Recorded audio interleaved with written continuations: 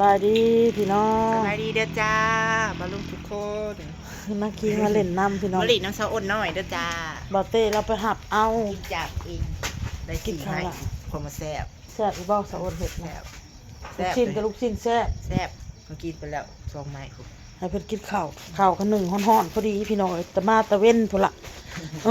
อะไรสิเก็บห้านได้เนี่ยสิข้าวเมื่อแล้วพี่น้องบ่มีลูกค้าลูกคนหยังละกะให้เพิ่นนั่งท่าอยู่นี่แล้วให้เพิ่นบาเต้มาแล้วให้บาเต้เมื่อทรงเนาะพี่น้องเนาะเขาเพิ่นสิย่างเขาเมื่อเฮือนน้ำกับย่างพี่น้องเอ้ยคันสินั่งท่าอยู่นี่ก็นั่งท่า พยายามประตู ปะย่างบ่อันนี้ป้าไว้ให้บาเต้เราถือข้าวให้กล่องโฟมนี่พี่น้องเขาอุ้มเขาบ่ได้เด้อันนี้บาเต้เราโทรนำเนี่ยปะนี่คือมา ไปกันเลย อ้าวสายสากเลยย่างไปสะอ้นเนี่ย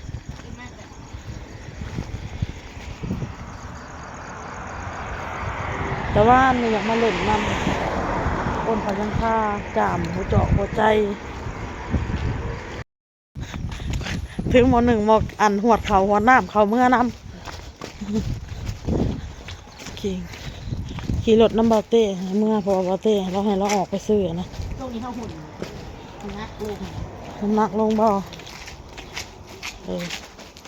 ดีแหละน้ำหนักลง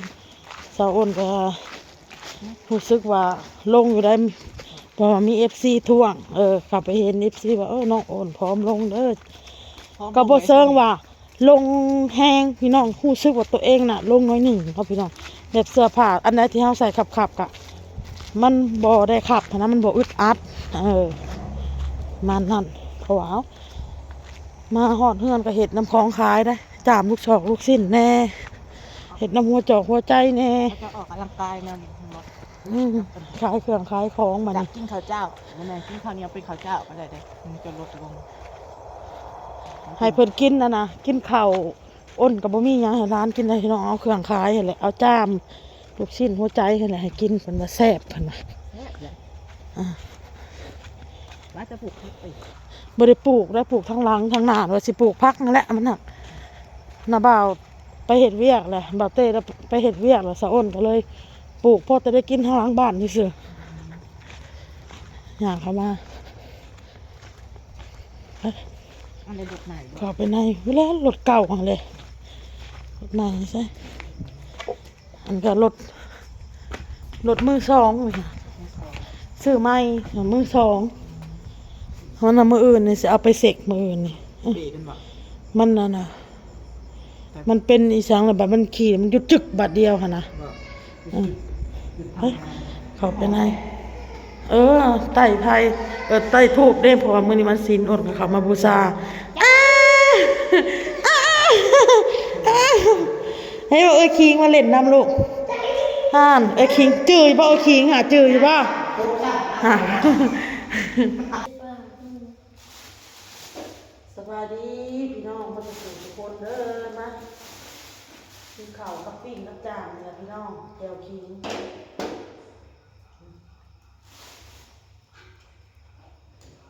มาส่งน้ำพริกอ่ะ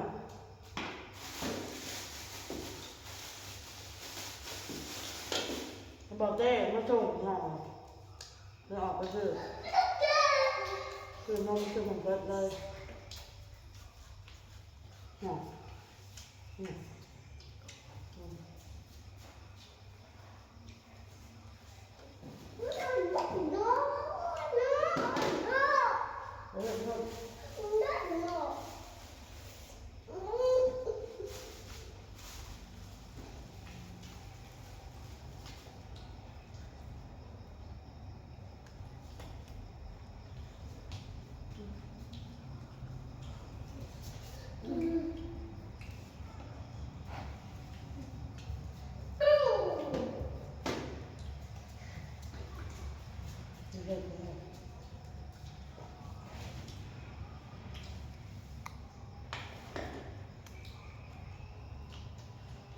ข้าวปิ้งกับจาน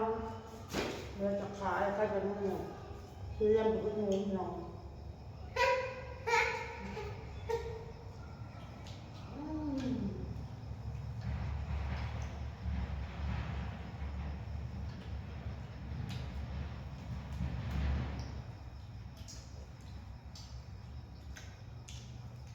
เขาขึ้นลง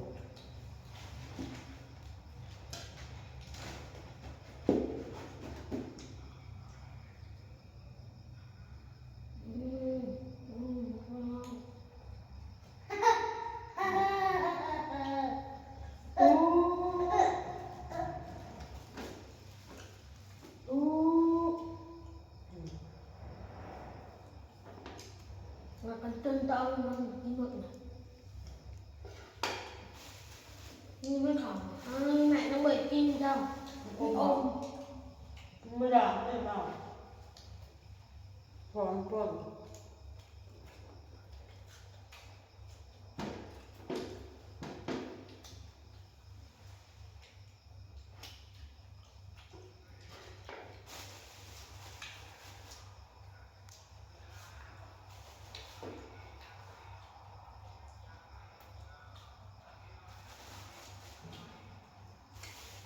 ยาบุญแก่เนาะ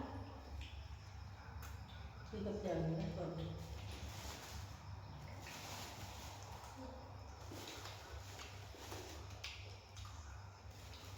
โจกเป็นเส้นกระเป๋าก็ นี่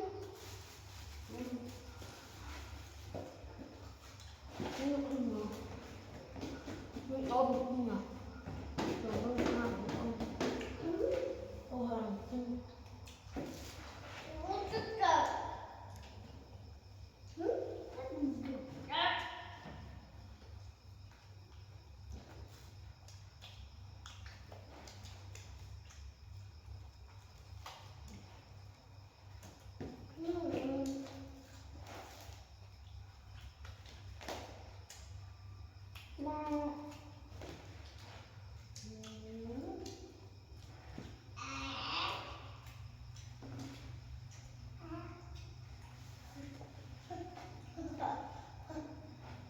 อิ่มปะตอน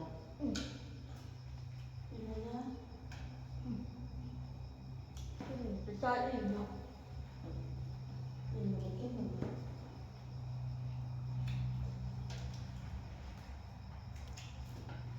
ก่อนสิเฮ้ยเข่าท่านมาไหวแต่กลางคืนกัน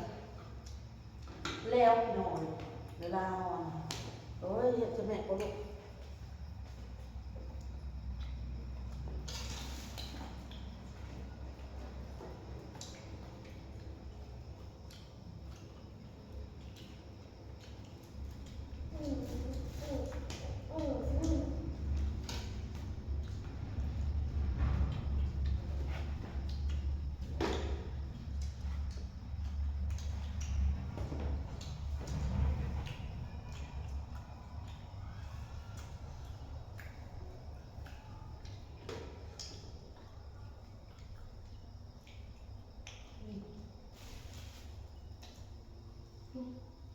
อ่ะบ่น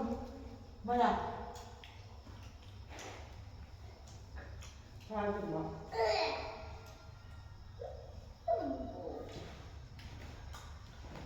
เดี๋ยว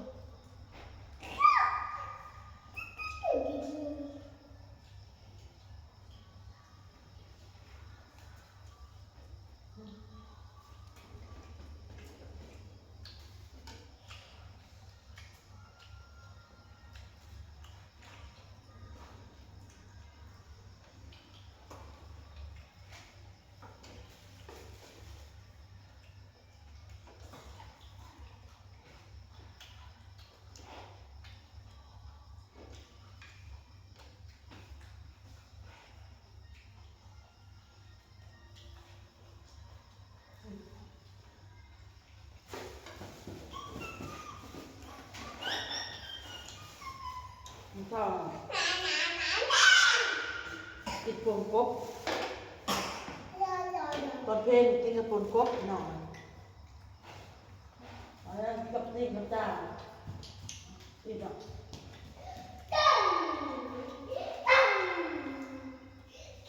ร้านมาเล่นน้ำแต่เต้นว่านี่นะคิงพี่น้องเลยมันหนาวหรือว่ามันหนาวลบอีกพี่น้องละกันอ้นค่าเสียบจะจับให้มันแล้วก็เลยไปเอามาเป็นก็เลยบอกคุณแม่เป็นมานี่ก็เลยตด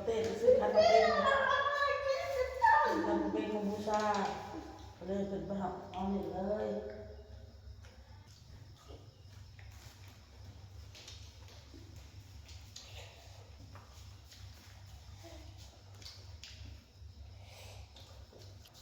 หลังนั่นน่ะน่ะไปบ่อยกินข้าวเนาะ หับไปเลยนั่นมันมียังเห็ดมันมียังกินอ้นก็เอาอันนี้แหละจ้างให้ร้านกินพี่น้องไปนิดหนึ่งข้าวซุปเป็นข้าวซุปเป็นข้าวหม้อเอาจ้างกินดามมันขึ้นนะมันเสียมาไหมเห็ดเนาะ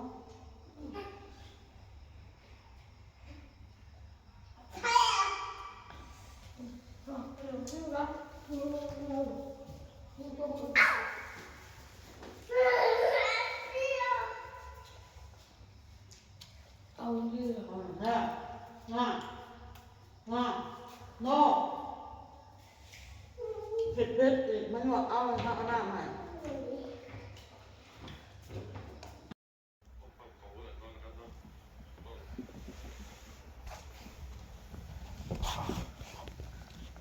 ตัวปลาเอาน้อยดูอ่ะโอ้ยมีอะไรเป็นสิวะเนี่ยมานอนปะกินนมนอนปะนี่พอทุ่มนมเลยตดมึงนี่นี่ตุ๊กตาเลยมันโตมึงมันดินโดดนี่มึงเป็นดีไซน์บอก ตู้ยา เอ้า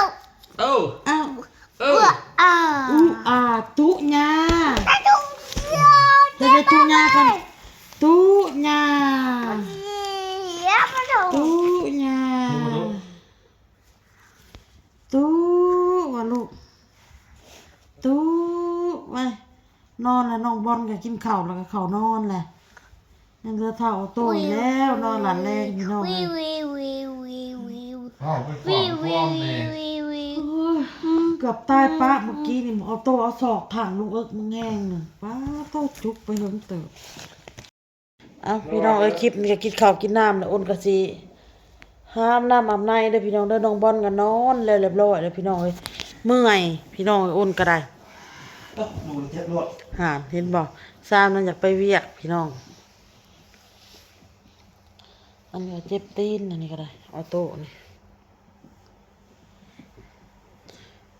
ถ้าบอลน่ะนอนแล้วกินข้าวน้ำแม่แล้วก็รับแล้วก็นอนพี่น้อง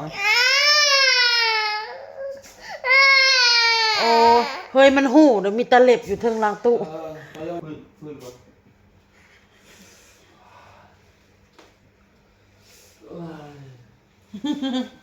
เจ็บเลย มันโคตรเจ็บเลยนะมันเข่งตอนย่างมันเจ็บตอนลุกอีกสำคัญมาบันนี้แม่ตัดเล็บให้ เล็บพนอก เล็บออกเอ้ยตัดเล็บเลยเด้อมันสิลุกสิเจ็บประกันแม่ตัดมันเจ็บเอาอันนี้